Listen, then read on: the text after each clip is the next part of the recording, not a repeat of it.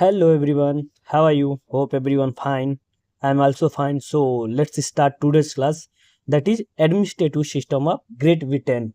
Like previous lecture, that is administrative system of USA, in which we have the administrative system of USA in three heads, that is constitutional, civil services and local government. Likewise, in this video lecture, that is administrative system of Great Britain, we will also learn same in three heads. That is, first head is going to about constitutional, constitutions and government about British. Then second heads British civil services and third head is British local government. देखिए, जो हमारा administrative system of Great Britain, जिसको हम United kingdom भी बोलते हैं, उसके बारे में, उसके आज जो एडमिनिस्ट्रेशन सिस्टम है, उसके थोड़े कॉन्स्टिट्यूशनल फीचर्स है और वहाँ का लोकल एडमिनिस्ट्रेशन के बारे में हम सो बेसिकली इन सारे डेटाज को, इन सारे फैक्ट्स पॉइंट्स को हम तीन हेड्स में पढ़ेंगे। तो पहला हेड्स हमारा होगा, जो देखिए पिछले वीडियो लेक्चर में जो कि एडमिनिस्ट्रेटिव सिस्टम ऑफ यूएसए में, एडमिनिस्ट्रेटिव सिस्टम ऑफ यूएसए पढ़ा था, तो हमने बताया था कि यूएसए के पूरे एडमिनिस्ट्रेशन के बारे में तीन हेड्स में पढ़ेंगे। तो सेम ऐसे यहाँ भी यूके के एडमिनिस्ट्रेशन के बारे में हम तीन हेड्स में पढ़ेंगे। तो पहला हेड्स हमारा होगा British constitution and government.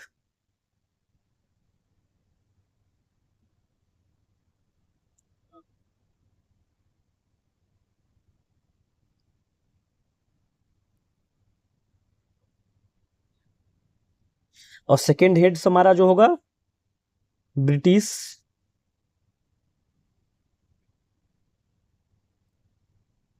Civil services and last one होगा हमारा ब्रिटिश लोकल गवर्नमेंट। बेसिकली इन्हीं तीन फैक्ट्स पे हम लोग बात करेंगे। So before start British constitution and government, first we have to some knowledge about administrative system of UK.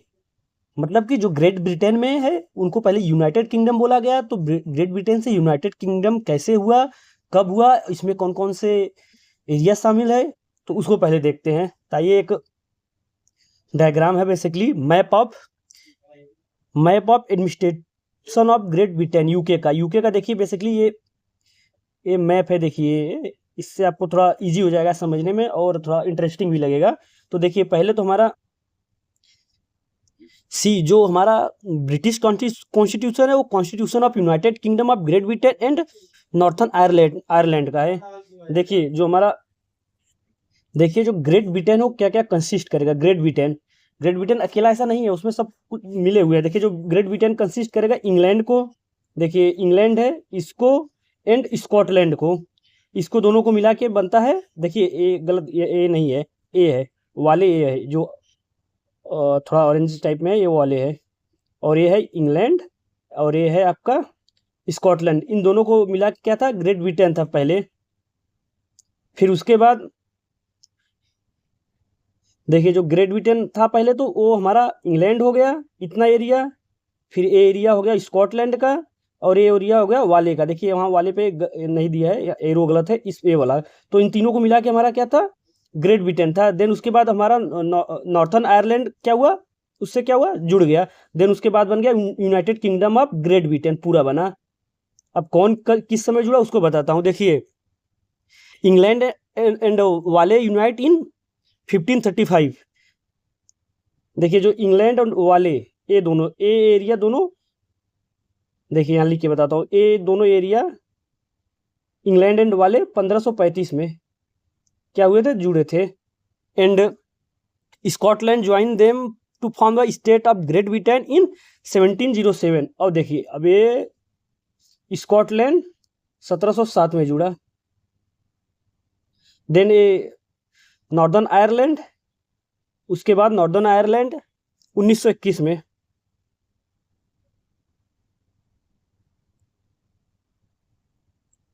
Then उसके बाद बन गया हमारा United kingdom of Great Britain. पहले वो जो था हमारा था ग्रेट ब्रिटेन किसको कंसिस्ट करता था, इंग्लैंड को, स्कॉटलैंड को और वाले को। देखिए ये वाले है। फिर उसके बाद ये जो एरिया पहले था इंग्लैंड एंड वाले जुड़े थे 1535 में। देन स्कॉटलैंड ज्वाइन किया था 1707 में, देन उसके बाद आयरलैंड ज्वाइन किया था 1921 में। तो ये बन गया पूरा administration map of administrative map बन गया आपका ग्रेट ब्रिटेन यूके का। देखिए ये तो रहा हिस्ट्री की ग्रेट ब्रिटेन यूनाइटेड किंगडम कैसे बना। इन बेसिकली नॉर्दर्न आयरलैंड वाले स्कॉटलैंड एंड इंग्लैंड ये तीनों फॉर्म करके हमारा यूके बनाते हैं। तो अब देखते हैं कि कॉन्स्टिट्यूशन, अब यहाँ का अब यूके का कॉन्स्टिट्यूशन के बारे में पढ़ते हैं। कुछ पॉइंट याद करने वाले हैं जो ब्रिटिश कॉन्स्टिट्यूशन के बारे में। देखिए इसमें कुछ ज़्यादा बहुत टाइम नहीं करना क्योंकि छोटे छोटे टॉपिक है आपके सिलेबस के अकॉर्डिंग। तो कुछ फैक्ट्स एंड पॉइंट जानने हैं जरूरी, वो जानिए आप लोग। तो देखिए जो हमारा ब्रिटिश कॉन्स्टिट्यूशन है वो क्या है, मदर कॉन्स्टिट्यूशन। मैक्स कॉन्स्टिट्यूशन देखिए इसी से सब लिए गए हैं, तो इसको क्या बोलते हैं, मदर कॉन्स्टिट्यूशन। और ये क्या है, ओल्डेस्ट, सबसे ओल्डेस्ट कॉन्स्टिट्यूशन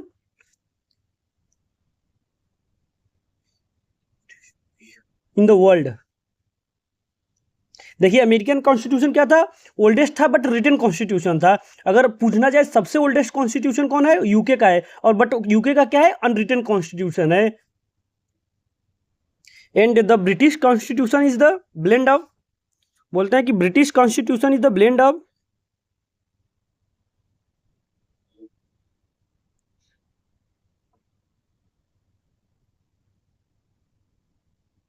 देखिए blend of monarchy,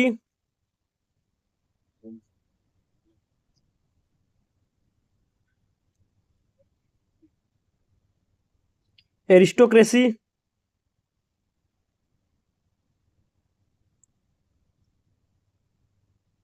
plus democracy. देखिए ये पॉइंट बहुत ही इंपॉर्टेंट है क्योंकि ब्रिटिश का जो कॉन्स्टिट्यूशन है बेसिकली एक ऐसा मतलब डिफाइन नहीं है, क्या है, अनकोडिफाइड है। और क्या है, बहुत चीज़ों का इसमें रिव्यू किया गया है, मतलब ऐड किया गया है। जैसे मोनार्की के चीज़, एरिस्टोक्रेसी के एंड डेमोक्रेसी सबका मिल के तो हमारा क्या बना है, कॉन्स्टिट्यूशन ऑफ यूके। तो अब आइए देखते हैं मतलब क्या होता है मोनार्की, एरिस्टोक्रेसी, डेमोक्रेसी। तो पहले जो मतलब होता है मोनार्की का क्या होता है, रूल्ड बाई वन। देखिए मोनार्की का मतलब आप लोगों को पता ही होगा,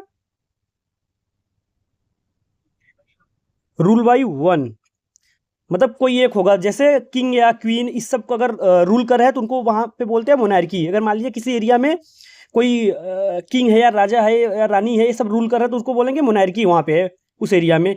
और एरिस्टोक्रेसी का मतलब होता है कि rule by few, rule by, rule by few.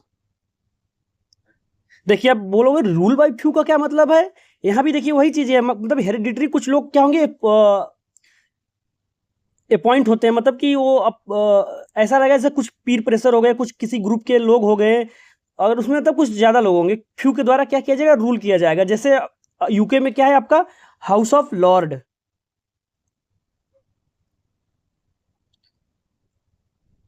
अब बोलोगे हाउस ऑफ लॉर्ड क्या है, देखिए बेसिकली वहाँ का जो पार्लियामेंट है उसका एक चेंबर है, इसको बोलते हैं अपर हाउस है वहाँ का। जैसे हम अपने यहाँ पार्लियामेंट के चेंबर है अपर हाउस, लोअर हाउस, वैसे ही यूके का जो पार्लियामेंट है उसका ये एक चेंबर है, हाउस ऑफ लॉर्ड जिसको बोलते हैं। ये बेसिकली वहाँ का अपर हाउस है। तो इसमें क्या होंगे, इसमें लोग इलेक्टेड नहीं, इसमें लोग अपॉइंटेड होंगे। जो इसके मेंबर होंगे हाउस ऑफ लॉर्ड के, वो क्या होंगे, मेंबर अपॉइंटेड होंगे, बेसिकली हेरिडिटरी वगैरह से, या कुछ जैसे पीर हो गए, पीर हो गए, बिशोप हो गए, सम हेरिडिटरी पीर्स हो गए, लाइफ पीर हो गए, ये सब क्या होंगे वहाँ पे अपॉइंट होंगे।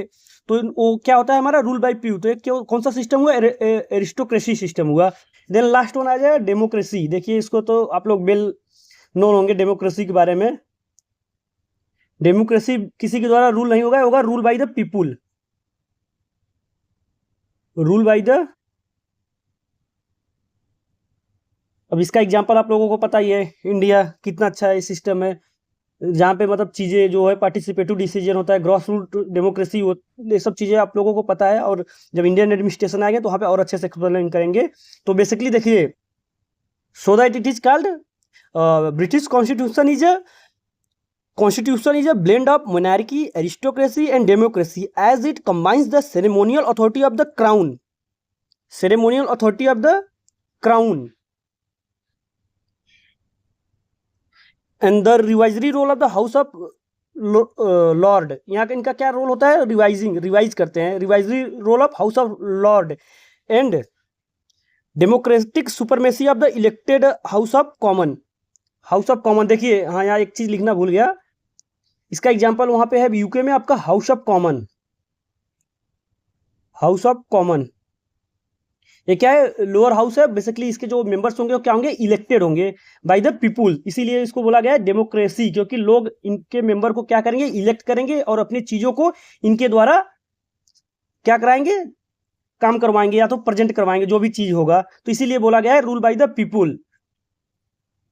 So this is the all about constitution of the UK. This is the blend of monarchy, aristocracy and democracy, and I hope you will understand the meaning of these three things: monarchy, aristocracy and democracy. Now we will go to the constitution, means features of the constitution of the UK के कुछ constitution के जो features हैं उसके बारे में हम थोड़ा डिटेल में बताएंगे आप लोगों को कि वहाँ का constitution के क्या क्या features हैं। सो देखिए उसको एक यहाँ पे डायग्राम में अच्छा सा लिखा है, तो इसको थोड़ा सा मैं एक्सप्लेन कर देंगे ताकि आप लोग को आइडिया लग जाए और थोड़ा जल्दी भी हो जाए। See first and most important point about the salient features of the British constitution, BC means British constitution. देखिए हम बीसी लिखेंगे तो उसको बीसी ब्रिटिश कॉन्स्टिट्यूशन आप लोग समझिएगा ताकि थोड़ा ज़्यादा लिखना ना पड़े। तो जो देखिए पहला जो फीचर्स है ब्रिटिश कॉन्स्टिट्यूशन का वो क्या है, अनरिटन कॉन्स्टिट्यूशन। देखिए अनरिटन कॉन्स्टिट्यूशन मतलब कि जो ब्रिटिश कॉन्स्टिट्यूशन है वो अनरिटन है, मतलब कोई ऐसा उसका डॉक्यूमेंट जैसे अपना कॉन्स्टिट्यूशन का है डॉक्यूमेंट फॉर्म में, पीडीएफ फॉर्म में पूरा लिखा गया है, बुक फॉर्म में है, तो वहाँ का ऐसा कुछ है लिखित फॉर्म में नहीं है इस। और ये क्या है, सबसे ओल्डेस्ट है और इसी को क्या बोलते हैं, मदर कॉन्स्टिट्यूशन भी बोलते हैं, ओल्डेस्ट है पूरे वर्ल्ड में। सबसे ओल्डेस्ट कॉन्स्टिट्यूशन कौन सा है, ब्रिटिश कॉन्स्टिट्यूशन है। और इसका पहला फीचर आप लोग को याद होना चाहिए कि अनरिटन कॉन्स्टिट्यूशन है। एंड देखिए only small portion of the British constitution is covered by written document. देखिए बताया गया कि ऐसा नहीं कि सब अनरिटन में है, कुछ ऐसा स्मॉल पोर्शन के हैं जो कि कवर्ड किए गए हैं रिटन में, बट मैक्सिमम क्या है, अनरिटन है। That's why it is called unwritten constitution and it is a product of history and evolution. और देखिए जो चीजें वहां पे हो रही हैं, चीजें लॉ एंड रूल्स बन रहे हैं, वो किसका है, आउटकम बेसिकली हिस्ट्री का एंड इवोल्यूशन का। कुछ चीजें देखिए जो हिस्ट्री में होते हैं उसके अकॉर्डिंग हम क्या करते हैं, अपने आप को करेक्ट करते हैं, तो उस चीज को क्या हो गया, हमारा कॉन्स्टिट्यूशन में बन गया। और चीजें क्या हुआ, एक प्रकार से रूल एंड रेगुलेशन बन गया। और कुछ चीजें जो इवोल्यूशन हुआ उसको लेके क्या हुआ, हमारे यहाँ चेंजेस हुए, तो उसको भी हम एज अ कॉन्स्टिट्यूशन मानेंगे, बट ये सब क्या है, अनरिटन है। एंड अनरिटन कॉन्स्टिट्यूशन में ही कुछ पॉइंट्स है, जैसे it is not a dynamic but it is not a static but a dynamic constitution. देखिए क्या स्टैटिक नहीं है, बहुत डायनेमिक है, मतलब कि क्या होता है, जैसे अपने यहाँ का एक रूल बन गया है तो वही क्या होगा रहेगा, उसको चेंज करना बहुत ज़्यादा मुश्किल होता है, बट इनका जो यूके का कॉन्स्टिट्यूशन है उसको बहुत फ्रिक्वेंटली चेंज किया जा सकता है, that's why it is called dynamic. देखिए एक पॉइंट है, एल एस एमरी ने बोला है, एल एस एमरी जी ने अपने बुक उनका है थॉट्स ऑन कॉन्स्टिट्यूशन, उसमें बताया गया है कि जो हमारा ब्रिटिश कॉन्स्टिट्यूशन है ये blend of formal law, precedents and tradition है। बेसिकली इन सब चीज़ों का क्या है, प्रोडक्ट है हमारा। और एल एस एमरी जी का बहुत अच्छा स्टेटमेंट है, वो स्टेटमेंट उन्होंने अपने बुक थॉट्स ऑन कॉन्स्टिट्यूशन में बताया है कि British constitution is a blend of formal law, president and tradition. Now देखिए कुछ सोर्स ऑफ ब्रिटिश कॉन्स्टिट्यूशन के देखते हैं कि ब्रिटिश कॉन्स्टिट्यूशन के क्या क्या सोर्स हैं। सोर्स ऑफ ब्रिटिश कॉन्स्टिट्यूशन में जो पहला सोर्स है वो है कन्वेंशन। देखिए जो कन्वेंशन वहां होते हैं वो भी क्या है, कॉन्स्टिट्यूशन का सोर्स है। So JS Mill describe them as a unwritten maxim of the constitution. इसके रिगार्डिंग देखिए तो कुछ पॉइंट है, जो जेएस मिल स्कॉलर जी हैं, JS Mills describe them as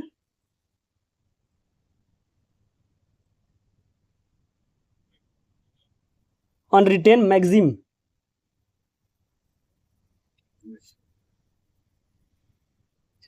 of the constitution.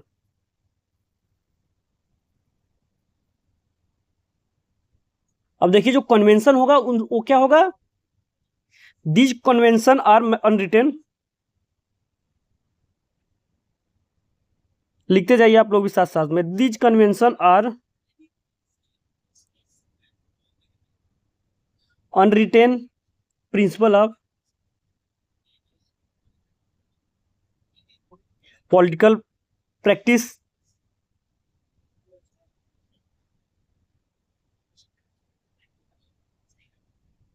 And customary principal.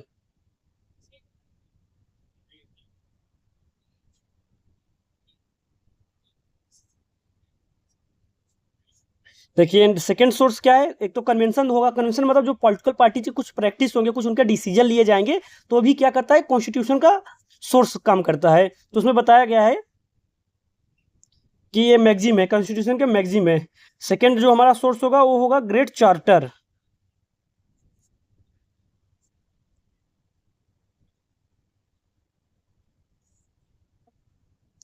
C, charter क्या होता है, देखिए पहले चार्टर क्या होता है, चार्टर बेसिकली क्या होता है, डॉक्यूमेंट होता है जो कि वहाँ के जो क्राउन होंगे उनके पावर्स को डिफाइन करेगा, और लोग के जो पीपुल होंगे उनकी लिबर्टीज और उनकी चीज़ों को क्या करेगा, वो डिफाइन करता है। तो बेसिकली क्या है, एक डॉक्यूमेंट है।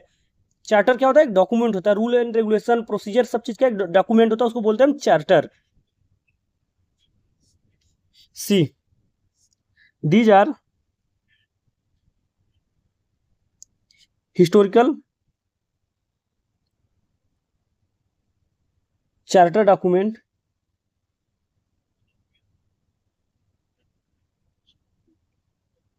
which define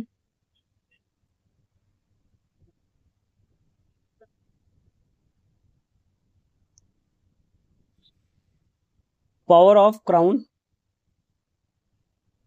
क्राउन मीन्स वहां का जो राजा होगा, crown and liberties, liberties of the citizen. देखिए कुछ एग्जांपल है जैसे चार्टर के, बेसिकली चार्टर क्या डॉक्यूमेंट सब है, तो like Magna carta,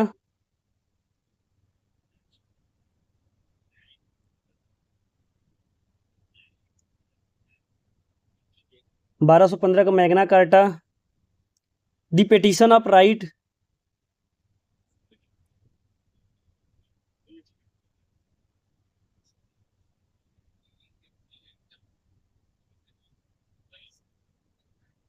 bill of right,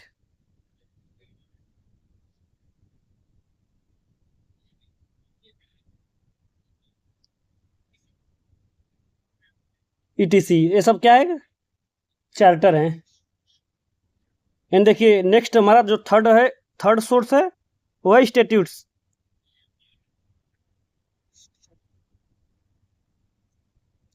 so law made by the British parliament from time to time, क्या होते हैं, स्टैट्यूट्स होते हैं, laws made by the British parliament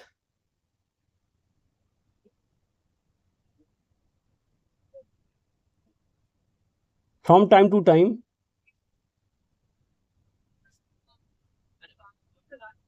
वो क्या होते हैं, सारे स्टेट्यूट्स बोलते हैं उसको, जो ब्रिटिश वहाँ का मतलब पार्लियामेंट जो लॉज बनाएगा वो उसको बोलते हैं statutes. They are regulate, they are regulates, देखिए they regulates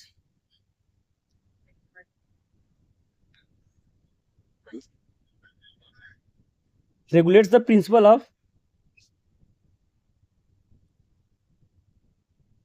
the principle of many political institution in Britain।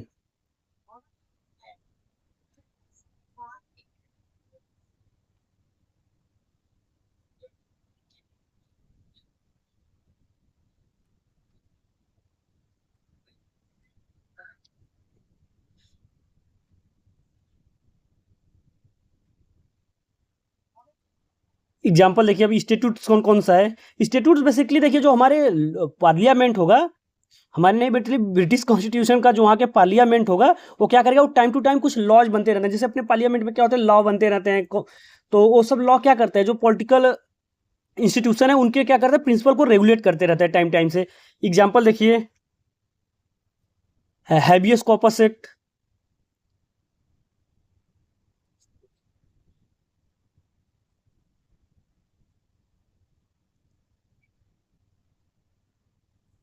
देखिए एग्जांपल में जो वहाँ के स्टेट्यूट कुछ है वो है हैबियस कॉर्पस एक्ट जो कि 1679 में, and the statute of the Westminster 1937 में, and the people's representation act 1948 में।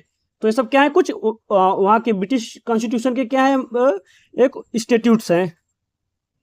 देखिए जो नेक्स्ट सोर्स हमारा होगा 4th नंबर का सोर्स, देखिए सब बेसिकली कॉन्स्टिट्यूशन के सोर्स है, मतलब कि कॉन्स्टिट्यूशन जो चीज़ें उसमें बताई गई वो कहाँ कहाँ से ले रहे हैं लोग। जो देखिए 4th आएगा कॉमन लॉज। और कॉमन लॉज क्या होता है, देखिए जो जज होंगे वो क्या बनते हैं, टाइम टाइम से लॉ बनाते हैं, तो उसको बोलते हैं common law. These are made by body of जजेस।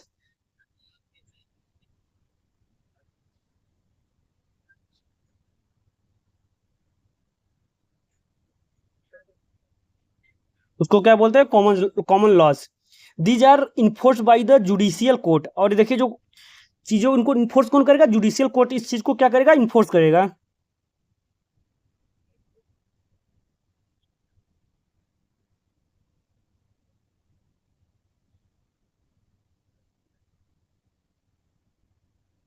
जुडिशियल कोर्ट की इसको क्या करेगा, इन्फोर्स करेगा।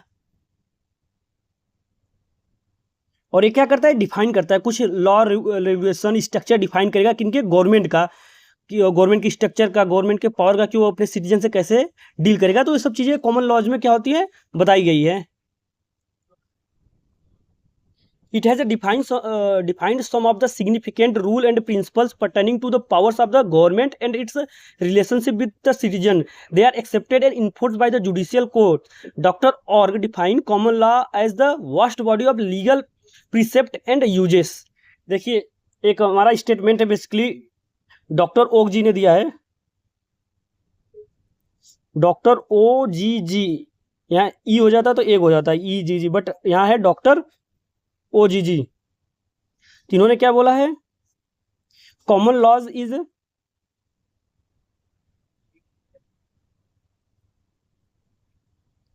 Common law is a vast body of legal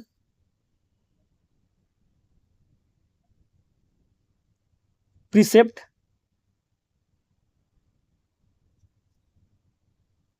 and uses which through the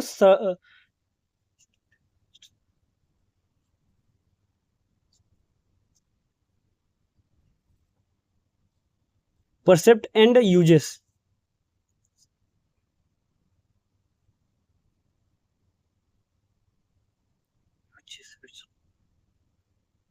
which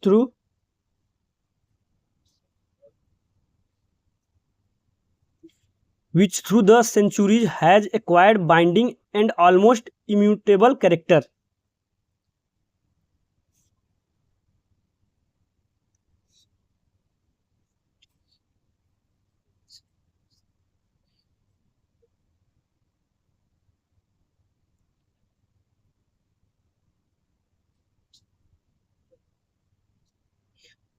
Acquired binding and almost immutable character.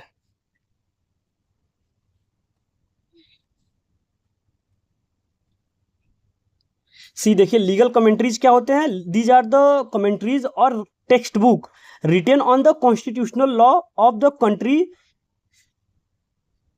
By the expert. देखिए यहाँ पे by होगा, countries by the constitutional expert. देखिए जो कॉन्स्टिट्यूशनल कुछ expert लोग होते हैं वो क्या करते हैं, कुछ टेक्स्ट बुक लिखते हैं, कमेंट्रीज लिखते हैं कॉन्स्टिट्यूशनल लॉ पे, तो हमारा क्या होता है, लीगल कमेंट्रीज होते हैं। और उसको क्या करते हैं, they clarify the meaning and fix the scope of certain constitutional principles. Like देखिए कुछ लीगल कमेंट्रीज क्या है, जैसे AV Dicey's law of constitutions, Bagehot's English constitutions, Blackstone's commentaries of the law of England, ये सब क्या है, legal commentaries है। देखिए जो हमारा पहला फीचर्स है वो तो कंप्लीट हो गया। अब सेकंड देखते हैं। सी देखिए, यहाँ पे मैं पॉइंट सारे जो सैलिएंट फीचर्स है उसको पॉइंट वाइज कवर कर लीजिए, फिर उसको थोड़ा डिटेल में मैं लिख दूंगा। पहला तो हमने अनरिटन कॉन्स्टिट्यूशन द उसके बारे में बता दिया। देन क्या है वहाँ का, देखिए फीचर्स है बेसिकली कॉन्स्टिट्यूशन के। कॉन्स्टिट्यूशनल मोनार्की है, देखिए वहाँ पे मोनार्की सिस्टम है and unitary state with devolution है। यूनिटरी स्टेट देखिए हमारा यूएसए में क्या था, फेडरल था, बट हमारा यूके क्या यूनिटरी स्टेट है। And cabinet or PM dominance होगा। मेरिट बेस्ड सिविल सर्विसेज है। स्ट्रॉन्ग पार्लियामेंट्री कंट्रोल है। और अब हम एक एक करके क्या करेंगे, सारे हिट्स को कवर करेंगे। बेसिकली ये सब फीचर्स हैं। देखिए हमने पहला रिटर्न कॉन्स्टिट्यूशन के बारे में सब कुछ बता दिया, अब बताएंगे नेक्स्ट। देखिए जो हमारा सेकंड पॉइंट होगा, सेकंड फीचर्स होगा, वो है constitutional monarchy.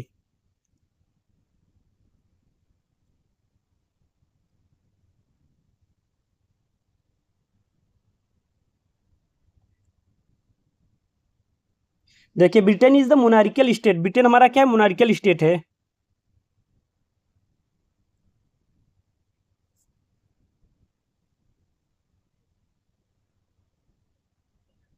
It is describe as a limited hereditary monarchy. अब क्या है, लिमिटेड हेरेडिटरी मोनार्की है।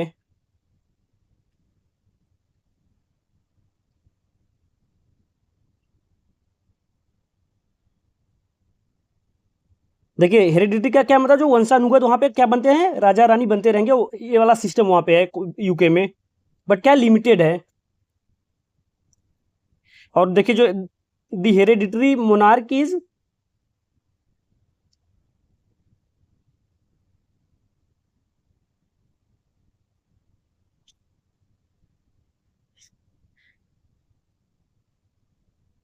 किंग और queen.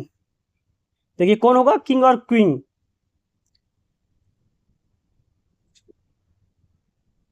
Which is head of the state होंगे। देखिए पॉइंट रिमेंबर करना है यहाँ, बहुत इंपॉर्टेंट है। जो वहाँ के हेरिडिटरी मोनार्क होंगे, हेरिडिटरी मोनार्क कौन कौन क्या होगा, या तो राजा होगा या तो रानी होगा। और वो क्या होगा, वो हेड ऑफ स्टेट होगा। और क्या, जब सारा एग्जीक्यूशन जो होगा, एग्जीक्यूटिव होगा on the behalf of monarch होगा। और हमारे यहाँ क्या है, on the behalf of president. तो कौन सा सिस्टम है, प्रेसिडेंशियल है। बट अगर monarchy on the behalf of monarchy हो रहा है तो क्या है, मोनार्कियल सिस्टम है। क्योंकि हेड ऑफ स्टेट कौन है, मोनार्क है, राजा या रानी। The crown is the visible symbol of the supreme executive power.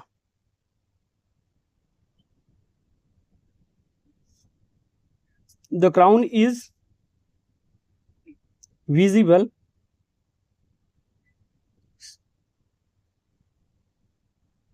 Symbol of the supreme executive power.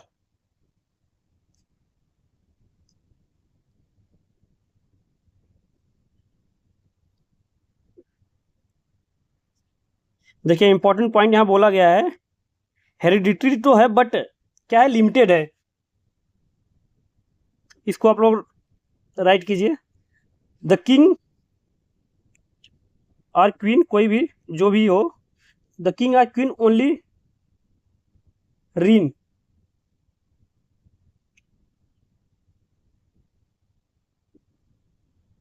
But does not rule.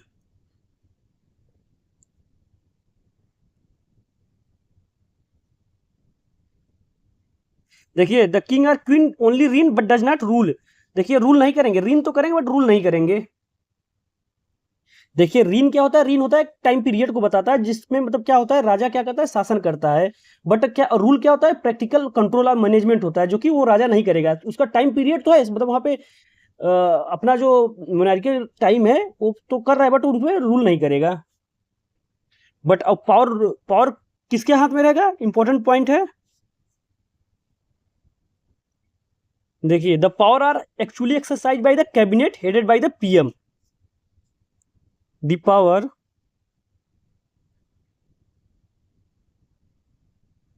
the powers actually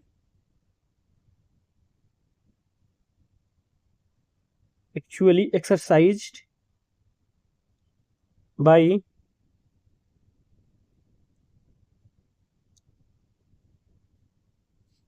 the cabinet headed by PM।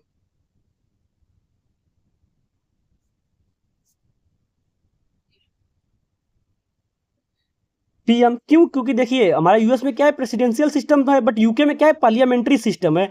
तो अभी बताऊंगा अभी आगे चल के पार्लियामेंट्री सिस्टम क्या होता है। ये प्रेसिडेंशियल तो आप लोगों ने समझ गया होगा कि वहाँ क्या करेगा, प्रेसिडेंट सारा कुछ रूल करेगा। Head of state and head of government दोनों प्रेसिडेंट होगा, बट पार्लियामेंट्री सिस्टम में जो हेड ऑफ गवर्नमेंट होगा वो पीएम होगा, और सारा जो एक्चुअल में पावर एक्सरसाइज करेगा वो क्या करेगा, पीएम करेगा। तो यूके में भी हमारा पार्लियामेंट्री सिस्टम है, बट कॉन्स्टिट्यूशनली मोनार्क है। सी एवी से इन हिज, देखिए रूल ऑफ लॉ पहले क्या होता है, पहले तो इसको समझिए अच्छे से। रूल ऑफ लॉ होता है कि मतलब सभी लोग क्या होंगे, जो लॉ होगा उसके दायरे में काम करेंगे। मीन्स जो लॉ होगा वो क्या होगा, सुप्रीम पावर होगा। Law is the supreme and government must act according to the law. And AV Dicey in his book the law of constitution in 1885 give 3 aspect of the rule of law. Basically इन्होंने जो rule of law के 3 aspect बताए, और देखिए 3 aspect क्या है। पहला है ऑप्शंस ऑफ आर्बिट्री पावर। तो ऑप्शंस ऑफ आर्बिट्री पावर का मतलब है कि that is no man can be punished except for breach of law.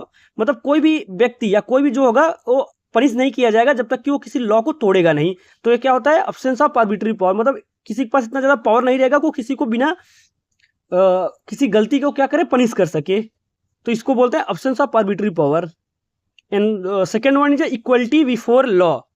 Equality before the law, that is equal subjection of all citizen, rich or poor, high or low, official or non-official, to the ordinary law of the land administered by the ordinary law court। देखिए equality before the law मतलब कि जो law के सामने सब लोग क्या होंगे, समान होंगे। मतलब सबके लिए एक लॉ होगा, चाहे तो रिच हो या तो पुअर हो या तो कोई ऑफिशियल हो या तो कोई नॉन ऑफिशियल हो, बट जो लॉ होगा वो सबके लिए सेम होगा। तो ये क्या है, एक्सपेक्ट है। वी डिसे जी ने अपने जो book the constitution of law, the law of constitution 1885 में जो हुआ था, उन्होंने बेसिकली 3 एक्सपेक्ट बताए थे। देखिए थर्ड वन क्या है, the primacy of the right of the individual. The primacy of the right of the individual means that is the constitution is the result of the rights of individual as defined and enforced by the court of law, rather than the constitution being the source of the individual right. So this is these are the 3 aspects given by the A.V. Desai. Now next feature है bicameralism. Bicameralism देखिए bicameralism का मतलब होता है वहाँ के जो parliament में 2 हाउस हैं, 2 हाउसेस इन पार्लियामेंट। देखिए वहाँ का जो हमारा पार्लियामेंट है, लेजिस्लेचर, वहाँ पे 2 हाउसेस हैं, that is house of common and house of Lord. तो देखिए जो हाउस ऑफ कॉमन है वो हमारा क्या है, lower house, and house of Lord क्या है, हमारा अपर हाउस। तो इसलिए वहाँ के जो पार्लियामेंट को बोलते हैं बाइकैमरलिज्म।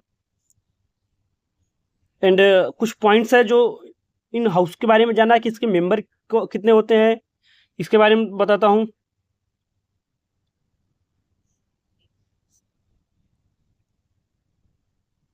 देखिए हाउस ऑफ लॉर्ड है, देखिए जो हाउस ऑफ लॉर्ड में प्रेजेंटली कितने लोग हैं, इसमें प्रेजेंटली हैं 677 मेंबर्स। और ये हमारा क्या है, अपर हाउस है। और हाउस ऑफ लॉर्ड है तो ये क्या है, जो इसमें लोग होंगे, मेंबर होंगे, वो क्या होंगे, consist of lords, peers, nobleman, basically क्या होंगे, एरिस्टोक्रेटिक एलिमेंट के होंगे।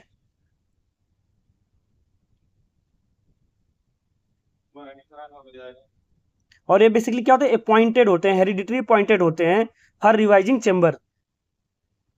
And it is the oldest second chamber in the world, oldest second chamber in the world.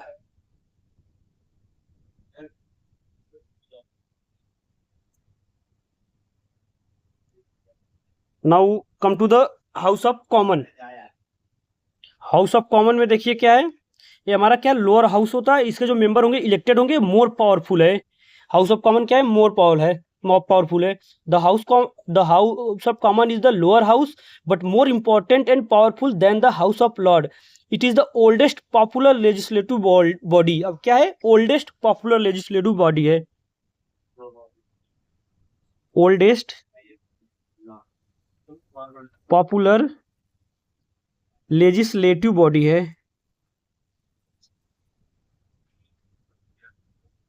It consist of the representative elected by the people on the basis of universal adult franchise. At the present 659 members है। और ये member क्या होंगे? People के द्वारा elect किए जाएंगे on the basis of universal adult franchise. और जो सीट होगा इसमें, सीट होगा वो किसके किसके बीच डिस्ट्रीब्यूट होगा, क्योंकि अब यहाँ पे इलेक्टेड रिप्रेजेंटेटिव आ रहे हैं तो क्या होगा, किसी न किसी सीट कॉन्स्टिट्यूएंसी से आएंगे। सो दीज सीट्स आर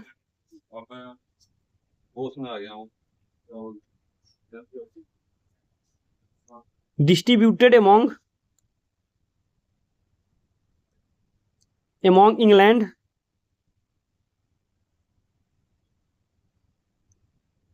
वाले, स्कॉटलैंड,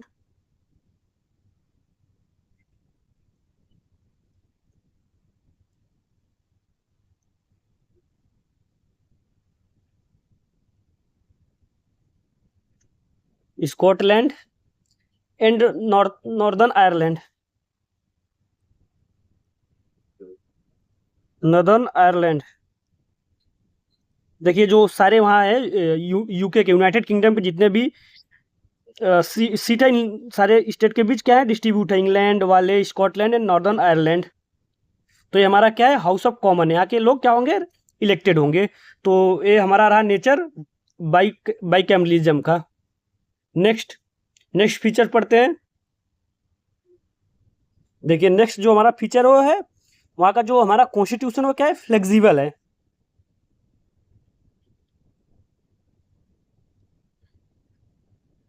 फ्लेक्सिबल कॉन्स्टिट्यूशन है। और यूएस का क्या था, रिजिड था, इसलिए वहाँ अमेंडमेंट बहुत कम हुआ है। तो और यूके का क्या है, फ्लेक्सिबल है। Means it can be amended by the parliament in the same manner as the ordinary law. देखिए कुछ, एक तो लॉ होता है, एक तो स्पेशल लॉ होता है, एक ऑर्डिनरी लॉ होता है। बट जो स्पेशल लॉज होंगे वो भी कॉन्स्टिट्यूशनल जो लॉ होंगे उनको बोलते हैं स्पेशल लॉ। और जो कुछ ऑर्डिनरी लॉ होंगे जो पार्लियामेंट बनाता है उसको उनके ही सेम प्रोसीजर के द्वारा हमारे कॉन्स्टिट्यूशनल लॉ को भी क्या होगा, अमेंड किया जा सकता है। तो इसलिए वहाँ क्या है, उस कॉन्स्टिट्यूशन को बोलते हैं फ्लेक्सिबल कॉन्स्टिट्यूशन। देखिए it can be amended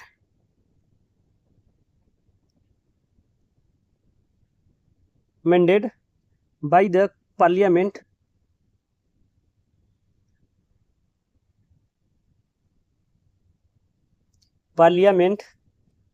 in the same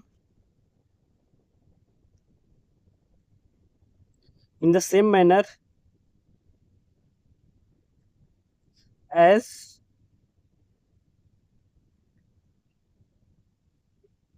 ordinary law। एक इससे क्या हुआ, हमारा फ्लेक्सिबल कॉन्स्टिट्यूशन है, क्योंकि वो बहुत ही इजीली अमेंड किया जा सकता है। नेक्स्ट फीचर है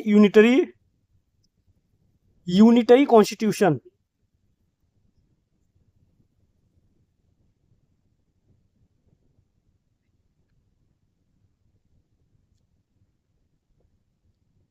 यूएसए का क्या था, फेडरल कॉन्स्टिट्यूशन। बट यूके का क्या है, यूनिटरी कॉन्स्टिट्यूशन। तो उसका मतलब होता है पावर इन सेंट्रल गवर्नमेंट। जो देखिए फेडरल में क्या होता है कि डिवीजन ऑफ पावर होता है, जो पावर्स होता है सेंट्रल मतलब कि जो फेडरल गवर्नमेंट होगा जो सेंटर में होगा उसके बीच, और जो स्टेट गवर्नमेंट होगा उसके बीच क्या होगा, डिवाइडेड होता है। बट यूनिटरी कॉन्स्टिट्यूशन में क्या होगा, जो सारा पावर होगा वो किसके पास होगा, सेंट्रल गवर्नमेंट के पास होगा। So Great Britain is the unitary state, hence all the power of the government are vested in a single supreme central government. देखिए पावर इन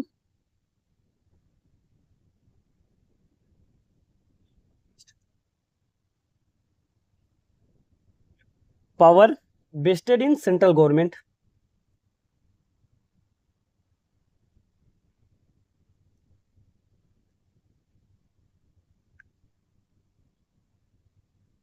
तो इससे क्या हुआ, हमारा यूनिटरी कॉन्स्टिट्यूशन है। और देखिए वहां पर लोकल गवर्नमेंट नहीं होता। लोकल गवर्नमेंट के जो कुछ चीजें बनाए जाते हैं वो ओनली इस पर्पज के लिए बनाए जाएंगे, उसके बाद वो खत्म हो जाता है। The local government are created only for administrative convenience and they work under the complete control of the central government located in the London. देखिए जो नेक्स्ट फीचर है वो है पार्लियामेंट्री फॉर्म ऑफ गवर्नमेंट। देखिए हमारा यूएस में क्या था, देखिए यूएस में क्या था, प्रेसिडेंशियल गवर्नमेंट था। तो बट यहाँ पे जो हमारा यूके में क्या है, पार्लियामेंट्री फॉर्म ऑफ गवर्नमेंट होता है। पार्लियामेंट्री फॉर्म ऑफ गवर्नमेंट का क्या मतलब होता है, जो रियल एग्जीक्यूटिव होते हैं, जो एग्जीक्यूटिव होते हैं वो क्या करते हैं, लेजिस्लेचर से हेल्प करते हैं, मतलब बिलोंग करते हैं। और लेजिस्लेचर के लिए क्या होंगे, रिस्पॉन्सिबल भी होंगे, जो अपना उनका अकाउंटेबल एंड रिस्पॉन्सिबल होंगे लेजिस्लेचर के लिए। और यहीं से क्या होगा, हमारा जो प्राइम मिनिस्टर को होगा सिलेक्ट होगा इसी हाउस से। तो देखिए पहले हमारा लेजिस्लेचर फॉर्म क्या होता है, जो पार्लियामेंट होता है उसके दो हाउस होंगे, house of common and house of Lord. तो हाउस ऑफ लॉर्ड में क्या होता है, अपॉइंटेड होते हैं, hereditary. But house of common क्या होता है, बेसिकली रिप्रेजेंटेटिव टाइप के हैं। इसमें जो हमारे मेंबर्स होंगे basically elected by the people. और ये हमारा क्या है, लोअर हाउस है। बट इसी देखिए इसकी जो मेजॉरिटी पार्टी है यही है, इसका जो लीडर होगा उसी को हमारा प्राइम मिनिस्टर बनाया जाएगा। जो हमारा क्राउन होगा, क्राउन उसी को क्या करेगा, अपॉइंट करेगा प्राइम मिनिस्टर। मतलब जो मेजॉरिटी पार्टी है उसके लीडर को प्राइम मिनिस्टर अपॉइंट किया जाएगा। तो देखिए जो हमारा किंग होता है, किंग होगा हमारा मोनार्क या किंग या क्वीन जो भी होगा, वो नॉमिनल हेड होगा, only nominal head of the state होगा।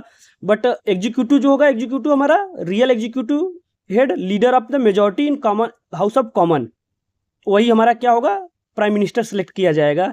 और यही हमारा क्या है, पार्लियामेंट्री फॉर्म ऑफ गवर्नमेंट होगा। और एक किसके रिस्पॉन्सिबल होगा, ऑलवेज लेजिस्लेचर को क्या होगा, रिस्पॉन्सिबल होगा। एंड देखिए जो किंग होगा वो हाउस ऑफ कॉमन को क्या कर सकता है, डिसॉल्व कर सकता है on the advice of prime minister. Prime minister के एडवाइस पे हाउस ऑफ कॉमन को डिसॉल्व कर सकता है एट एनी टाइम। एंड जो मिनिस्टर्स होंगे, देखिए बेसिकली रियल एग्जीक्यूटिव है, ये सारे हमारा पार्लियामेंट्री फॉर्म है। और जो एग्जीक्यूटिव होंगे वो हमारे prime minister, cabinet and civil servant जितने भी होंगे वो हमारे एग्जीक्यूटिव होंगे। और जो कैबिनेट होगा, कैबिनेट में क्या होंगे, मिनिस्टर्स होंगे। और मिनिस्टर्स क्या होंगे, collectively and individually responsible to the legislature को लिए कलेक्टिवली एंड इंडिविजुअली रिस्पॉन्सिबल होंगे। इसी को हम बोलते हैं, देखिए हमारा क्या है, मिनिस्ट्रियल रिस्पॉन्सिबिलिटी इसी को बोलते हैं। जो हमारा मिनिस्टर्स होंगे कलेक्टिवली और इंडिविजुअली रिस्पॉन्सिबल होंगे लेजिस्लेचर को।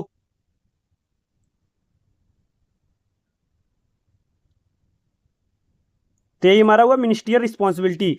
नेक्स्ट फीचर है पार्लियामेंट्री सॉवर्जिनिटी। देखिए जो नेक्स्ट फीचर हमारा है कॉन्स्टिट्यूशन का, वो है parliamentary sovereignty. So sovereignty means the supreme power within the state.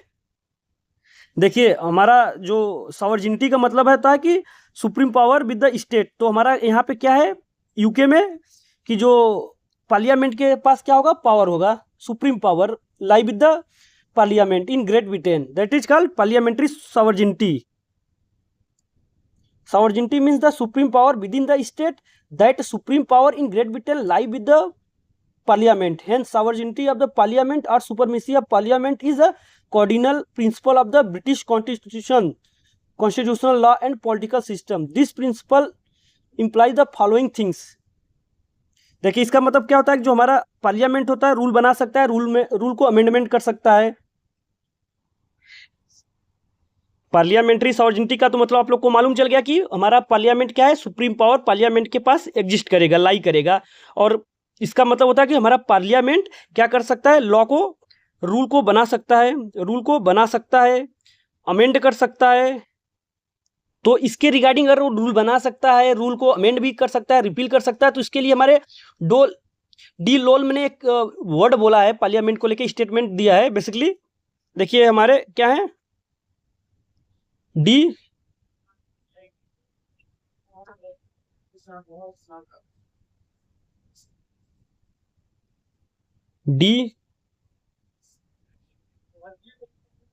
इन्होंने बोला है कि ब्रिटिश पार्लियामेंट कैन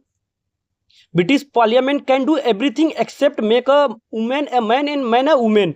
उन्होंने बताया कि जो ब्रिटिश पार्लियामेंट है, पार्लियामेंट वो सब कुछ कर सकता है एक्सेप्ट कि मैन को वीमेन नहीं बना सकता, वीमेन को मैन नहीं बना सकता, उसके सिवाय वो क्या कर सकता है, सब कुछ कर सकता है। तो ये बहुत ही इंपॉर्टेंट स्टेटमेंट है, इसको आप लोग राइट डाउन कर लीजिएगा, पूछा जाता है। क्यों बोला गया है? क्योंकि पार्लियामेंट सॉवरेनिटी है यूके में, और पार्लियामेंट सॉवरेनिटी मतलब कि जो सुप्रीम पावर पावर लाई करेगा पार्लियामेंट के पास है, और पार्लियामेंट क्या कर सकता है, कोई भी रूल को बना सकता है, अमेंड कर सकता है। तो इसीलिए डी लोलमी जी ने बोला है कि British parliament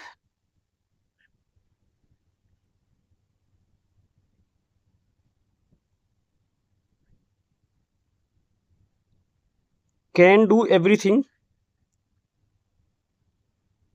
accept except make a women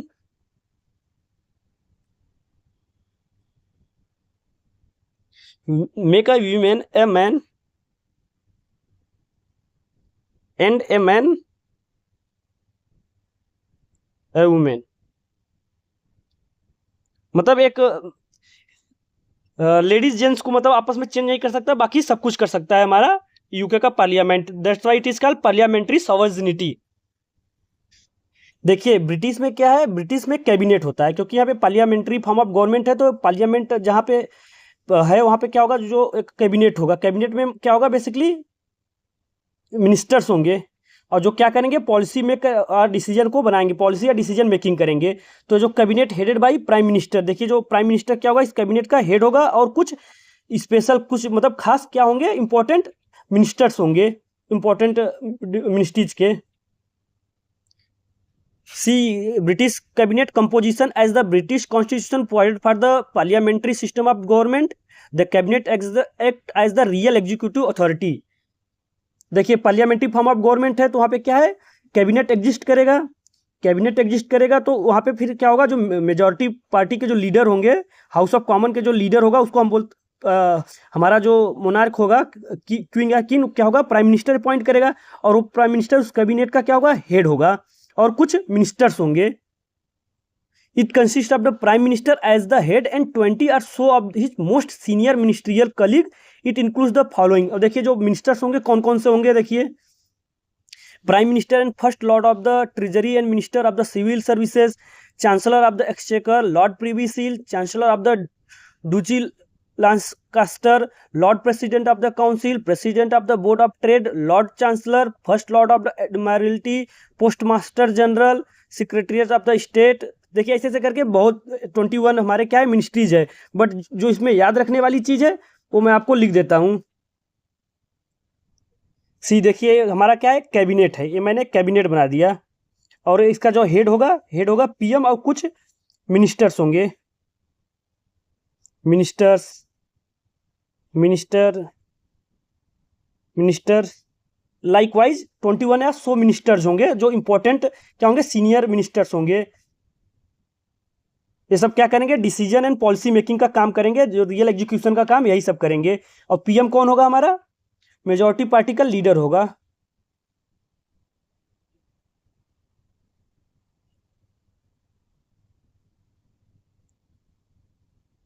जो किससे होगा, हाउस ऑफ कॉमन से अपॉइंट किया जाएगा। कौन करेगा अपॉइंट, मोनार्क अपॉइंट करेगा, किंग या क्वीन उसको अपॉइंट करेगा। एंड बट जो पॉइंट ध्यान रखने वाली चीज है, जो एमसीक्यू में आ सकता है, देखिए सब तो मिनिस्टर्स हो गए, और मिनिस्टर्स कौन कौन होंगे मैंने एग्जांपल दे दिया, जैसे एग्जांपल में लिख देता हूं कुछ ministers. Lord privy seal,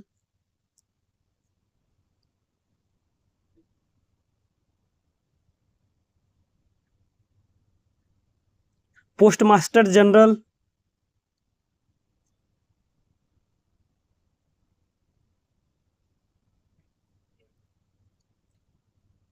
secretary of state,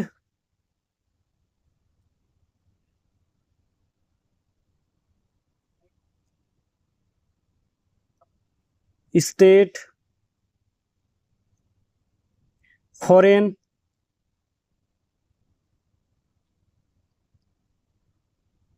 defence, environment and so on, ऐसे रहेंगे सारे सेक्रेटरीज हर एक डिपार्टमेंट के, ये सब मिनिस्टर्स हैं।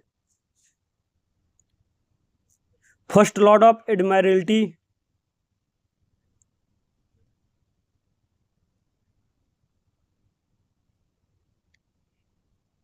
ऐसे लाइकवाइज 21 है, उससे ज़्यादा भी रहेंगे। बट जो पॉइंट याद रखने वाला है एमसीक्यू के पॉइंट है वो है जो देखिए कुछ जो पोस्ट हैं जो है वो क्या है, कैबिनेट में नहीं आते, उनको मैं लिख दे रहा हूँ।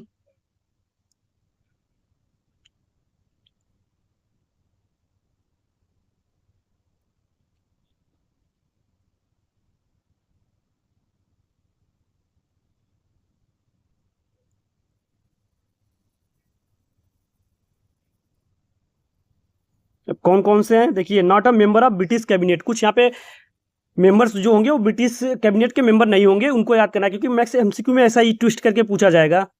सो कौन कौन से, अटॉर्नी जनरल,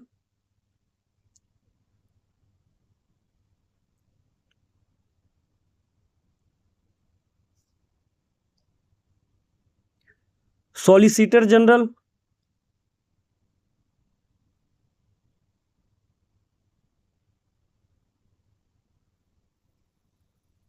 लॉर्ड एडवोकेट,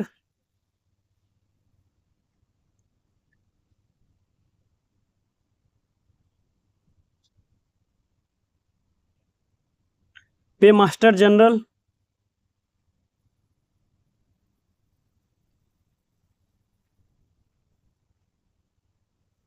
देखिए यहाँ पे पोस्ट मास्टर जनरल मेंबर होता है बट पे मास्टर जनरल मेंबर नहीं होते हैं। तो ये सब क्या है, जो मेंबर्स हैं not a member of British cabinet, इसको आप लोग को याद रखना पड़ेगा। नाउ देखिए अब हम ब्रिटिश कैबिनेट के बारे में पढ़ रहे हैं। अब देखिए फीचर्स तो खत्म हो गए, अब कैबिनेट के बारे में पढ़ रहे हैं। तो हाँ, हमने कैबिनेट का कंपोजिशन देख लिया, उसमें मिनिस्ट्रीज कौन कौन से, उसका हेड कौन से है उसको देखते हैं। फिर आता है हमारा एक प्रीवी काउंसिल, नेक्स्ट है, ये बेसिकली कैबिनेट से रिलेटेड है। देखिए प्रीवी काउंसिल क्या होता है, पहले तो देखिए ये बेसिकली क्या है, एडवाइजरी बॉडी है जो कि एडवाइज करेगा। सो देखिए came into existence, came into existence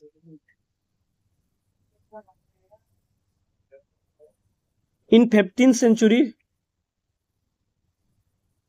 as a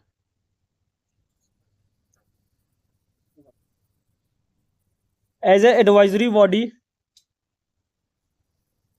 to the British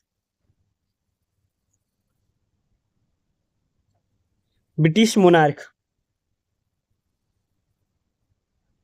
देखिए प्रीवी काउंसिल का क्या काम रहेगा, जो मोनार्क होगा यहाँ पे किंग या क्वीन जो होंगे उनको क्या करेगा, बेसिकली एडवाइज करेगा। तो हमारा उसको बोलते हैं प्रीवी काउंसिल। बेसिकली इसमें कुछ मेंबर्स होंगे जो ब्रिटिश मोनार्क को एडवाइज करेंगे।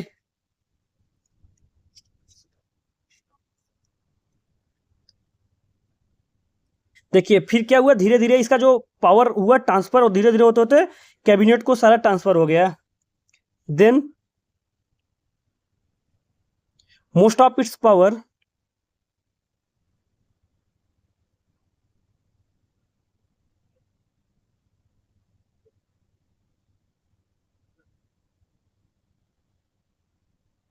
were transferred to the cabinet।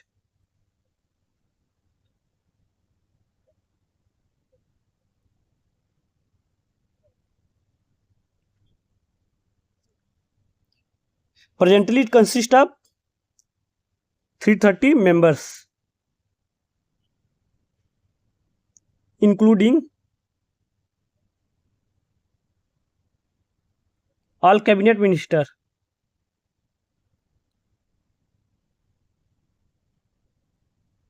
देखिए जो इसके प्रीवी काउंसिल के जो मेंबर थे, बेसिकली वो क्या हुआ, धीरे धीरे इसका पावर और रोल ट्रांसफर हुआ कैबिनेट को। तो इसमें जो अभी प्रेजेंटली जो मेंबर है 330 मेंबर्स है, और जो इंक्लूड करेगा, जो कैबिनेट मिनिस्टर होंगे सबको इंक्लूड करेगा। And presided over by Lord president council.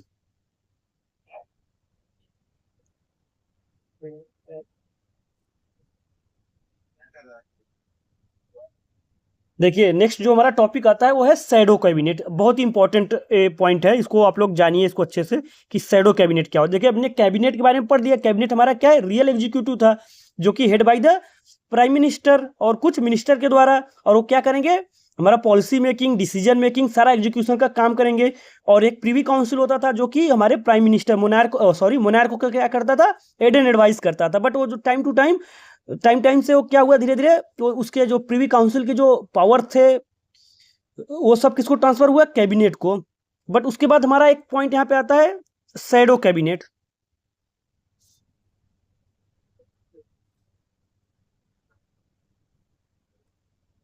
Shadow cabinet, देखिए कैबिनेट तो हमने जान लिया, अब शैडो क्या होता है। शैडो मतलब होता है कि जो हमारा रियल कैबिनेट होगा उसमें क्या होंगे, बेसिकली रूलिंग पार्टी के सारे मेंबर होंगे, वो फॉर्म करके कैबिनेट बनाएंगे। बट शैडो कैबिनेट में क्या होगा, अपोजिट पार्टी के मेंबर क्या होंगे, एक कैबिनेट बनाएंगे। उसमें बेसिकली वो क्या करेंगे, जो रियल पावर में रहेगा रूलिंग पार्टी को क्या करेंगे, कंट्रोल करेंगे।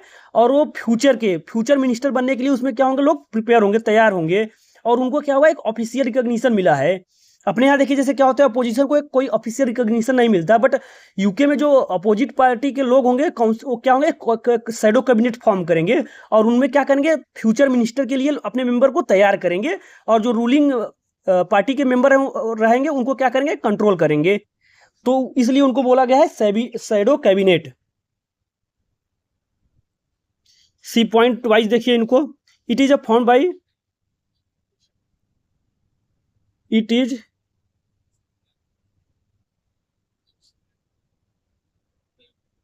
Form by opposition party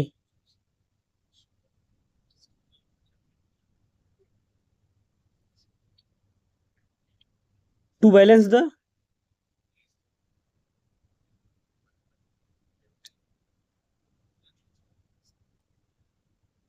ruling party के बैलेंस के लिए क्या होगा, एक अपोजिशन पार्टी एक शैडो कैबिनेट फॉर्म करेगा। मतलब एक कैबिनेट ही रहेगा बेसिकली उसका शैडो टाइप में। It prepares its member for future ministerial office. और क्या करेगा ये, it prepares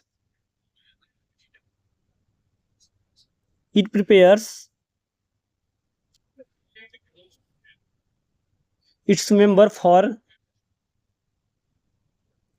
future ministerial office.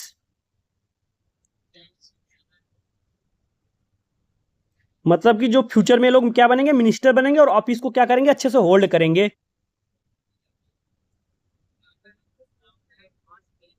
In Britain opposition enjoy an official recognition.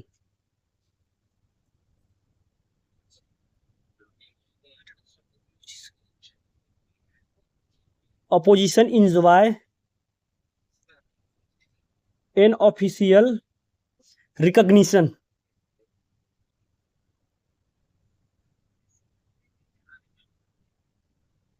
And is well organised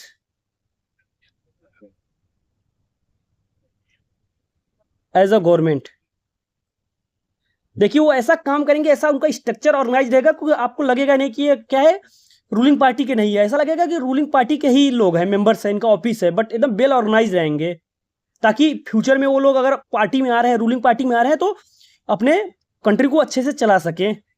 that's why it made form a shadow cabinet. देखिए इसमें क्या इसका खास बात है कि जो देखिए रूलिंग पार्टी के मेंबर होंगे उनके जस्ट अपोजिट में क्या होगा, अपोजिशन पार्टी का मेंबर क्या करेगा, फॉर्म करेगा। देखिए in this system almost every member in the ruling cabinet is shadowed by a corresponding member in the opposition cabinet. देखिए इसमें क्या होगा, रूलिंग पार्टी का जो भी कैबिनेट होगा, रूलिंग पार्टी का उसके जस्ट करस्पॉन्डिंग में अपोजिट पार्टी का होगा।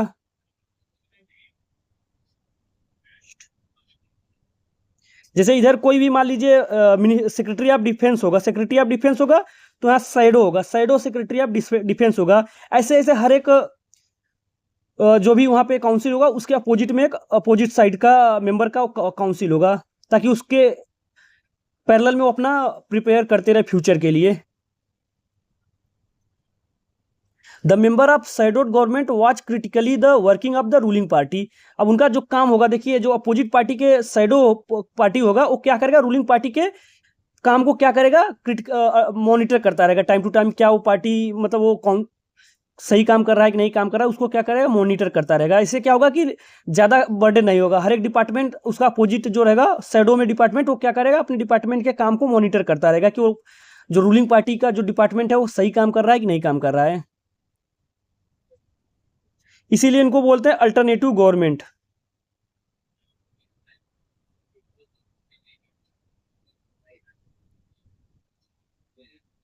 इसीलिए देखिए हमारे एक स्कॉलर हैं, इंपॉर्टेंट पॉइंट है एमसीक्यू एक।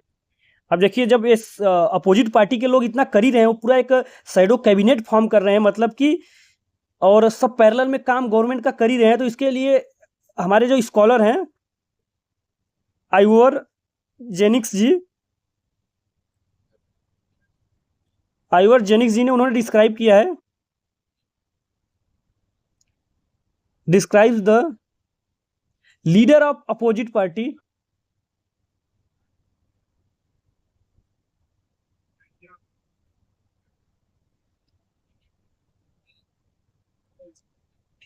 as alternative PM, as the alternative PM।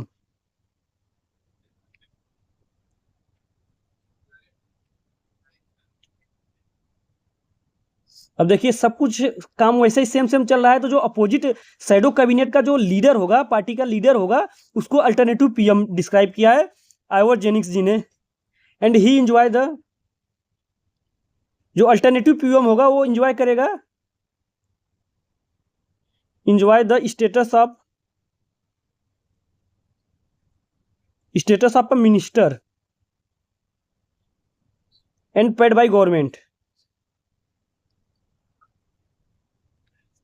देखिए कितना इंपॉर्टेंट पॉइंट है कि वो स्टेटस ऑफ मिनिस्टर का पोस्ट होल्ड करेगा, और मतलब कि पैसा उसको मिलेगा, पोस्ट बेसिकली नहीं होल्ड करेगा, वो शैडो में होल्ड करेगा, और उसको मिनिस्टर ऑफ स्टेट का, वो मिनिस्टर का जो पैसा होगा पेड होगा, वो पेड किया जाएगा। देखिए हमारा जो नेक्स्ट टॉपिक है वो है secretariat of the British cabinet. देखिए जो सेक्रेटरिएट ऑफ ब्रिटिश कैबिनेट का जो फॉर्म किया था, स्टेबलाइज हुआ था, वो 1916 में लॉर्ड जॉर्ज, जो कि उस समय के प्राइम मिनिस्टर थे, उन्होंने स्टेबलाइज किया था कि ऑर्गेनाइज जो वार कैबिनेट है उसको ऑर्गेनाइज करने के लिए। देखिए in 1916 lord George then the prime minister of the Britain stabilise a cabinet secretariat to organise the business of the war cabinet and to serve the committee of the imperial defence. देखिए basically जो secretariat बना था वार cabinet के लिए बना था, फिर वो क्या हुआ, धीरे धीरे वो ट्रांसफर हुआ, he transfer then secretary of the committee of the imperial defence sir मैकुरी हैंकी के to become the first secretary of the cabinet. देखिए सब पॉइंट याद करिएगा, सर मैकुरी Hankey to become the first secretary of the cabinet. Later on the British cabinet decided to retain this war secretariat on the permanent basis on the recommendation of the Haldane committee report on the machinery of the government in Britain in 1918। सी देखिए इसमें important point क्या है, इसमें important point यह है कि जो हाल्डने committee report हुआ था government on the machinery of the government in Britain 1918 में, तो जो हाल्डने कमेटी रिपोर्ट आया था 1918 में, और उन्होंने क्या किया था, जो रिपोर्ट में जो war committee secretary of the war था, उसको क्या किया था, परमानेंट बेसिस पे रिकमेंड कर दिया था। So over a period of time, the cabinet secretariat has grown in size, strength, and significance. In fact, some more units have been added to its constitute a bigger unit called the cabinet office. At present, the cabinet office include the following components। देखिए फिर धीरे धीरे क्या हुआ कि जो cabinet secretariat था वो अपने साइज, स्ट्रेंथ एंड पावर में क्या हुआ, इंक्रीज हुआ, और कुछ छोटे छोटे यूनिट्स बाद में उनको जोड़े गए, फिर बाद में उनको क्या बोला गया, एक बिगर यूनिट बना, और उसको बोले गए कैबिनेट ऑफिस। और ये कौन कौन से कैबिनेट ऑफिस में, देखिए basically cabinet secretariat, central statistical office created during the world war second, historical sections, government chief scientific offices 1966 में, एफिशिएंसी यूनिट 1983 में, office of the minister of the civil service 1987 में। ये सब बेसिकली छोटे छोटे unit क्या हुए, कैबिनेट सेक्रेटरिएट में ऐड किए गए, और उस बिगर यूनिट बना, फिर उसको क्या बोला गया, कैबिनेट ऑफिस बोला गया। He must also be noted here that the Central Policy Review Staff had been a component of the Cabinet Office from 1970 से 1983 तक, 1970 to 1918 तक। And now see the function of the Cabinet Secretariat are। अब देखिए cabinet secretary का क्या क्या function होगा, तो बेसिकली उनके क्या टास्क परफॉर्म करेंगे। See to circulate the memoranda and other document required for the business of the cabinet and its committees. देखिए जो कैबिनेट का एजेंडा होगा, जो उनका पॉलिसीज होंगे, उनके जो डिसीजन मेकिंग के लिए जो भी रिक्वायरमेंट चीज़ें होंगे उसको क्या करेंगे, वो सर्कुलेट करेंगे, हेल्प करेंगे। To compile the agenda for the meeting of the cabinet its committees. और देखिए जो कैबिनेट कमिटी का जो मीटिंग होगा उसके लिए जो एजेंडा होगा, जो इश्यूज होंगे उसको क्या करेंगे, कंपाइल करेंगे और उनको देंगे सारे जो कैबिनेट मेंबर को। To issue summons of the meeting of the cabinet and its committees. देखिए जो मीटिंग का कैबिनेट मीटिंग होगा उसके क्या करेंगे, समन करेंगे। To take down and circulate the conclusion of the cabinet and its committees. अब देखिए जो कैबिनेट बैठेगा और कमिटी बनेगा उसके जो कंक्लूजन निकलेगा उसको क्या करेंगे, सर्कुलेट करेंगे। To prepare the report of the cabinet committee, to keep the cabinet papers and conclusion. और सारे उनको मतलब बेसिकली उसको रिकॉर्ड को रखेंगे और उनको क्या करेंगे, इशूज को, एजेंडा को जो होगा मीटिंग की उसको उनको देंगे। किसको, कैबिनेट कमिटी के मीटिंग को जब होगा उनमें सारे मेंबर को।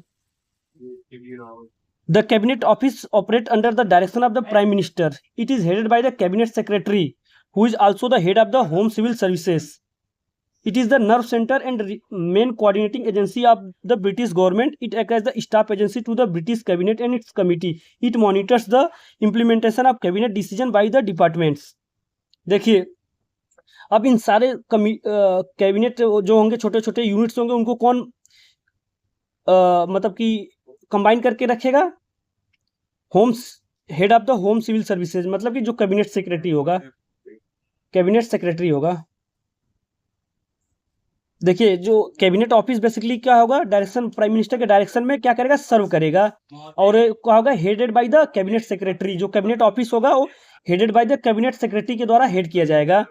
और वो जो कैबिनेट सेक्रेटरी होगा वो आल्सो होगा head of the home civil services, जो कि it is the nerve centre and main coordinating agency of the British government होगा।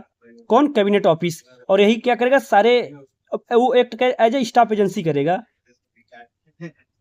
It monitor implementation of the cabinet decision. Now देखिए department of the British government. अब देखिए जो British government में कितने department है बेसिकली उनको देखते हैं। भाई AC Kapoor has group the various department of the British government in the following वे। देखिए जनरल डिपार्टमेंट है जिसमें ऑफिस होंगे the treasury, the home office, the Scottish office. दूसरा होगा इकोनॉमिक डिपार्टमेंट, जिसमें इकोनॉमिक डिपार्टमेंट में देखिए कितने ऑफिस आएंगे, ministry of agriculture, fisheries and food, board of trade, the board of custom and excise, ministry of fuel and power. ऐसे 100 है, आप लोग एक बार देख लीजिए। जैसे देखिए सोशल वेलफेयर डिपार्टमेंट होगा, उसमें होंगे ministry of education, ministry of health, the department of technical cooperation, ministry of pension and national insurance, the department of scientific and industrial research. Likewise देखिए अगला 2 है इंपीरियल एंड फॉरेन डिपार्टमेंट होगा, तो उसमें होगा the foreign office, the colonial office, the Commonwealth relation office. Next है defence department. Defence department the admiralty, the war office, the air ministry, the ministry of aviation, the ministry of defence. सारे सब आएंगे। ये सब basically सारे department है, उसमें कितने डिपार्टमेंट में कौन कौन से ऑफिस आएंगे ये सब आपको याद करना है। बेसिकली हम लक्ष्मीकांत बुक से आप लोग सब कुछ एक बार अच्छे से देख के उसको 2 बार 3 बार रिवाइज करिए, तब आप लोग को याद हो जाएगा किस डिपार्टमेंट में कौन कौन से ऑफिसेस हैं, किस मिनिस्ट्री में कौन कौन से डिपार्टमेंट है, तो ताकि आप लोग को ईजी हो। तो देखिए आज जो हमारा एडमिनिस्ट्रेटिव सिस्टम ऑफ UK का जो पहला हेड था, कॉन्स्टिट्यूशनल हेड वाला चीज़ें, वो कंप्लीट हो गया। नेक्स्ट में आएंगे सिविल सर्विसेज। तो अभी के लिए थैंक यू।